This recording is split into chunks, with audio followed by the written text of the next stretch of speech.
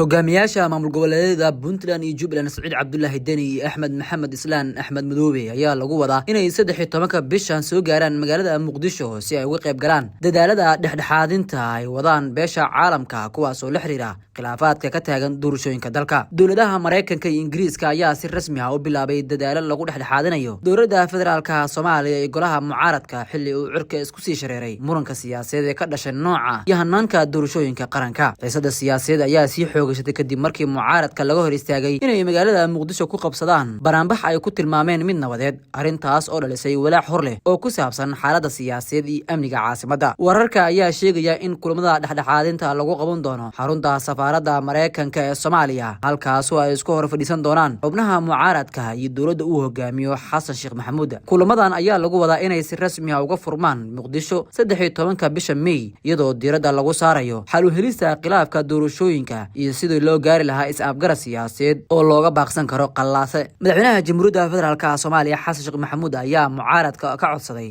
inay wada hadal la yeeshaan isla markaana si ay xal uga gaaraan tabashooyinka iyo khilaafaadka siyaasadeed ee kala dhaxeeya mucaaradka ayaa shalay qorsheynayay inay banaanbax ballaaran ka dhigaan magaalada Muqdisho, kaas oo shacabka uga cabanayaan dowladda uu hogaamiyo madaxweyne Xasan Sheekh Maxamuud. Mucaaradka ayaa dowladda ku eedeeyay dhulboob iyo ku tagrifal hanti dadweyne. Hase yeeshee ciidamada ammaanka dowladda ayaa la sheegay inay ka hor istaageen qabsoomidda banaanbaxaasi weynaa ay qorsheeyeen mucaaradka Soomaaliya. Dowladda federaalka Soomaaliya iyo mucaaradka ayaa dhowr jeer yeeshay kulamo wada tashi ah, balse ilaa hadda kama aysan soo bixin natiijo wax ku ool ah, iyadoo xaaladda siyaasadeed ee dalka ay sii yeelanayso heerar kacsanaan ah. Xiisada siyaasadeed ayaa imaanaysa xilli mudaharaadka rasmiga ah ee madaxweynaha Jamhuuriyadda Federaalka Soomaaliya Xasan Sheekh Maxamuud ay ka harsan tahay wax ka yar 4 maalmood, iyadoo aan weli muuqan ifaala cad oo muujinaya hanaan lagu gaari karo doorasho waqtigeeda ku dhacda. Labada dhinac ayaa si weyn u kala arduban nooca doorasho ee dalka wajahayo. Dowladda federaalka Soomaaliya ayaa ku doodaysa inay qabanayso doorasho qof iyo cod ah, taasoo shacabka Soomaaliyeed ay si toos ah ugu dooranayaan hoggaanka ugu sareeya ee dalka. Dhanka kale mucaaradka